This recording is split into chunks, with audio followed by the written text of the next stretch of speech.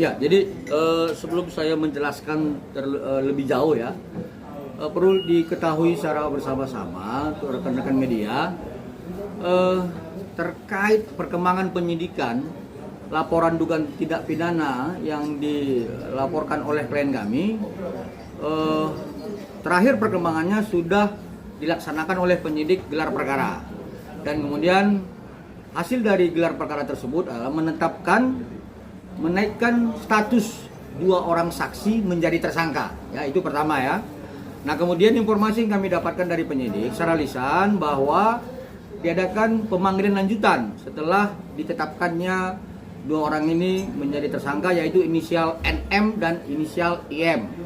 Lalu ada permohonan dari kedua orang tersangka ini untuk meminta pengunduran hadir di penyidik sampai dengan tanggal 3 Maret 2025. Ya, itu informasi yang saya pikir teman-teman media juga sudah tahu ya. Tapi dalam hal ini perlu kami sampaikan bahwa asas presumption of innocence ya, asas praduga tak bersalah itu kami hormati ya.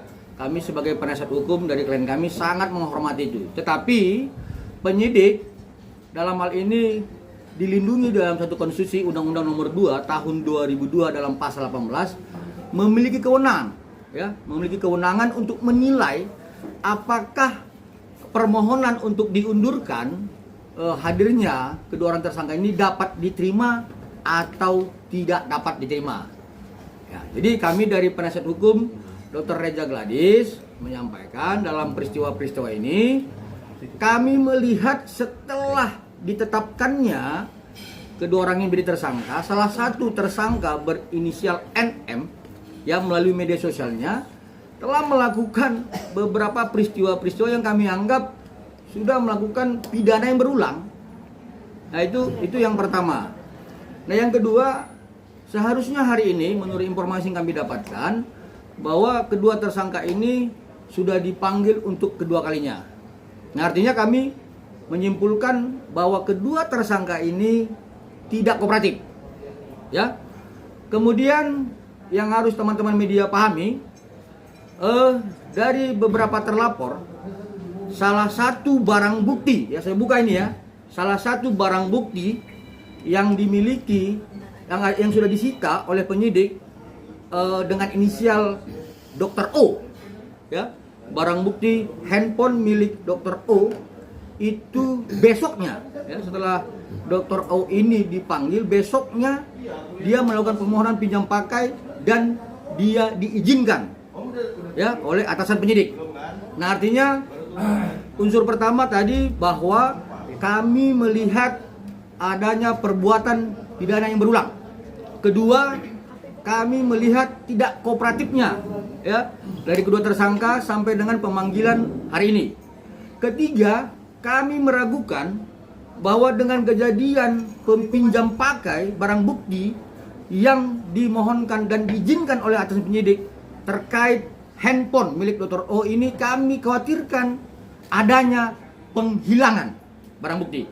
Ya, terhadap itu maka teman-teman media harus paham dari unsur subjektif yang diatur dalam pasal 21 ayat 1 KUHP sudah terpenuhi menjadi unsur objektif. Maka ini harus ditahan. Ya. Yang kedua, unsur objektif yang terkait di dalam pasal 21 ayat 4 disebutkan dengan ancaman di atas 5 tahun, ini juga sudah terpenuhi.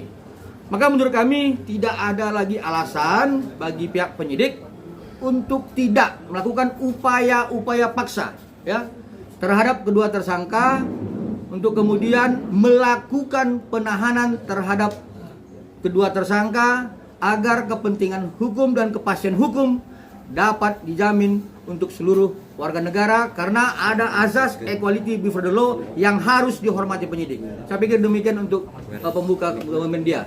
Ada lagi yang lain? Bang, bukan berandai-andai Bang, tapi kalau ini kan sudah pemanggilan ya Bang, tidak hadir, secara prosedur hukumnya kan akan penjuluan paksa. Ya. Langkah apa yang Abang lakukan kalau memang misalnya tidak terpenuhi semuanya? Oke, jadi secara hukum normatif dalam hukum acara, saya pikir tidak ada alasan lagi ya, tidak ada alasan lagi untuk bagi penyidik tidak menahan ya, seperti yang saya sampaikan tadi, karena unsur subjektif dan objektif telah terpenuhi. Tapi kalau kemudian apa yang saya sampaikan ini juga tidak terlaksana oleh penyidik dan atasan penyidik di Subdit 3 Cyber Polda Metro Jaya, kami akan melakukan upaya-upaya lain. Sebagai contoh, yang diatur dalam Peraturan Kapolri Nomor 6 Tahun 2019 di Pasal 41. Ya, seharusnya adanya pengawasan yang bersifat insidental dari atasan penyidik. Nah, jadi untuk ke depan kami akan melakukan upaya-upaya hukum untuk menyampaikan hal ini kepada Bapak Kapolri Seki Irwasum. Demikian dia. Ada lagi? Bang, ini soal kronologi sendiri, maaf mengulang gitu kan. Diki sempat ngomong bahwa kenapa adanya ini semua karena dia bilang mengantongi produk berbahayanya Dr. Reza Gladys berupa jarum suntik kan, yang katanya tidak boleh diperdagang bebaskan di e-commerce. Itu gimana Bang? Apa klarifikasi dari dokter sendiri? Baik, jadi sebenarnya ini kan sudah masuk dalam materi pokok perkara ya, tapi sedikit saya sampaikan. Sebenarnya kalau misalnya ada yang mengatakan bahwa klien kami ini melakukan penjualan terkait produk ilegal, pertama laporkan, itu ya, laporkan. Jadi jangan berbicara masalah dia review, kemudian melakukan pengancaman. Ini kan niat dari awalnya sudah jelas, terstruktur. Ya, dia katakan ada produk yang ilegal, itu kemudian dia tidak laporkan, tetapi dia lakukan review. Nah ini kan terstruktur nih, ada niatnya dari awal nih. Ya. Yang kedua, saya sampaikan dengan tegas bahwa klien kami tidak pernah ya menjual produk seperti yang disampaikan oleh tersangka dan kawan-kawannya.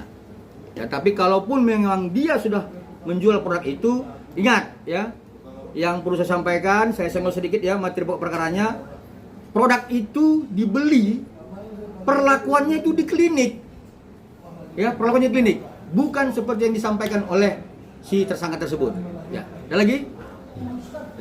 Bang, tapi dari dokter RG sendiri ya, secara pribadi benar-benar ingin malam ini kedua orang itu ditangkap apa gimana Bang? Oh ya jelas, jadi kan dari awal sudah saya sampaikan bahwa klien kami ini paham hukum acara. Artinya terlepas dari keinginan dia, ya.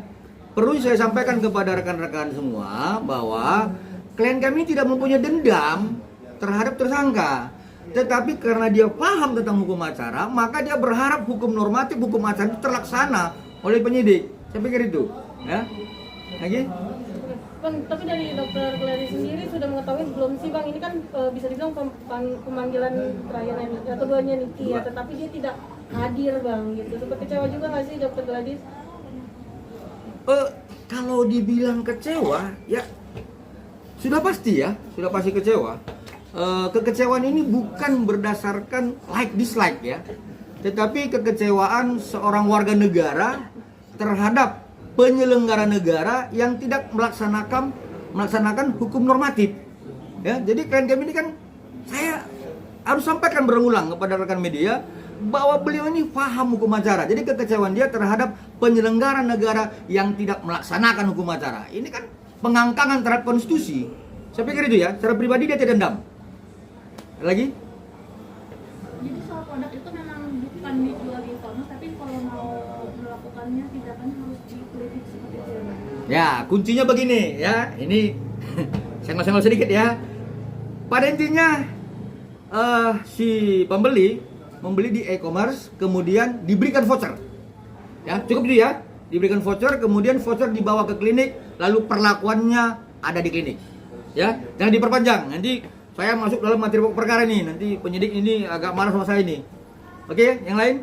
Bang, kalau dokter Reza Gladys sendiri menuntut untuk NM ditahan dan sisanya lagi atau uang yang 4M itu dikembalikan Bang, atau seperti apa? Oke, jadi kembali lagi kepada klien kami paham hukum acara ya. Jadi ini bukan soal uangnya atau yang lainnya, bukan. Tetapi ada unsur pemaksaan, kemudian adanya unsur yang terstruktur terhadap perbuatan melawan hukum dengan narasi overclaim dan pembohongan publik. Ini yang sebenarnya klien kami ingin ini tidak terjadi lagi ke depan. Ya, bukan soal yang disampaikan oleh ya masyarakat di media sosial, bukan seperti itu. Ya, saya pikir perlu saya pertegas kembali bahwa klien kami ini tetap berharap agar huru hara ini dapat segera berhenti dengan melaporkan para tersangka itu kepada pihak penyidik di Polda Metro Jaya.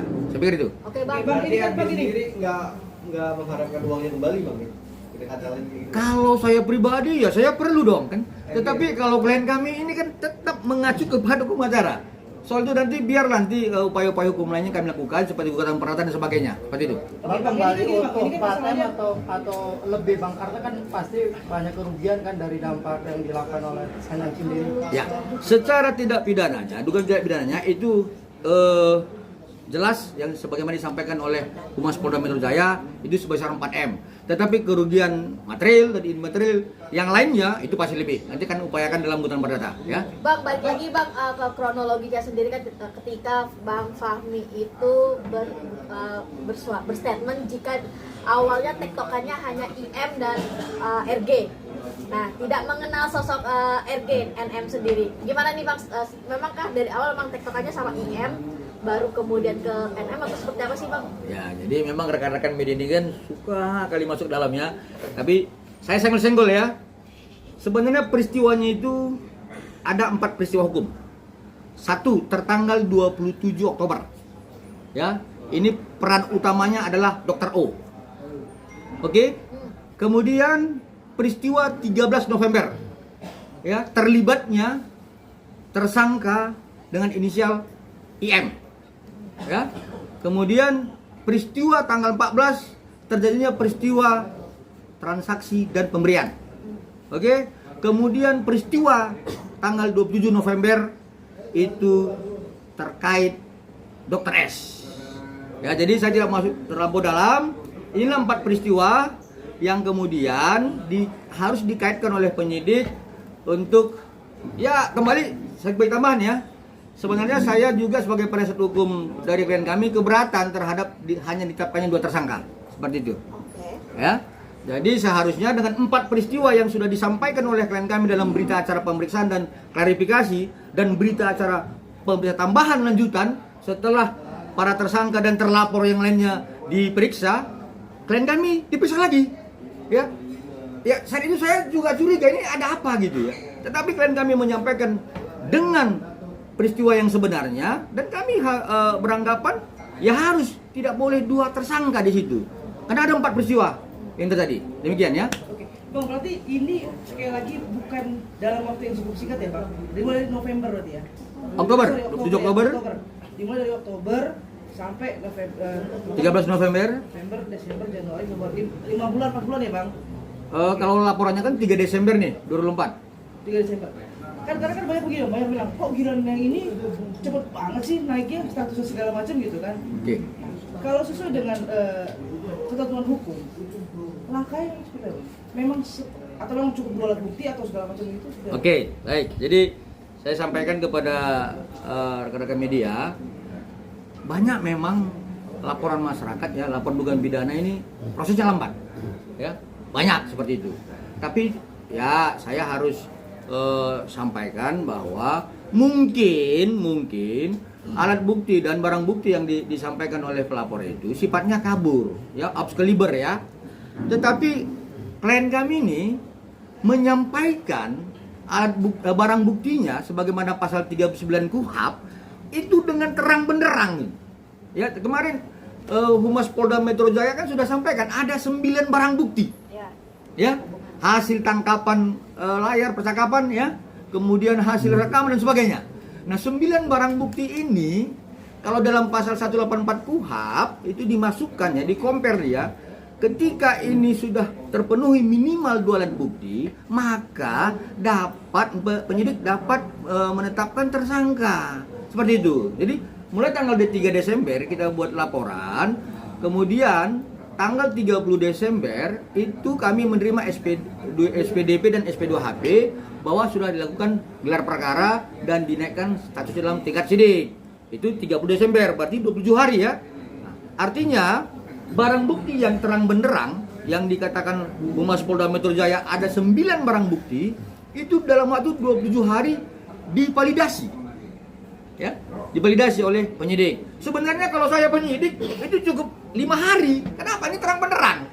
Tetapi ya sudahlah, ini penyidik saat itu kan ingin bahwa ini tidak ada upaya-upaya hukum prapit atau upaya hukum perawan yang lain dari ya tersangka yang akan ditetapkan dalam gelar perkara, seperti itu dia. Nah, kemudian tanggal 30 Desember setelah kami menerima SPDP dan SP2HP, lalu 1 bulan kemudian dilakukan gelar perkara, ya beberapa waktu yang lalu. Nah, ini kan sudah 1 bulan lebih. Nah, kalau banyak ada yang menyampaikan ini terlampau cepat dan sebagainya, saya pikir itu yang tidak paham hukum acara itu. Ya, yang pasti adalah barang bukti yang kami sampaikan itu terang benderang kemudian divalidasi dalam proses lidik menjadi alat bukti yang sangat terang benderang. Demikian.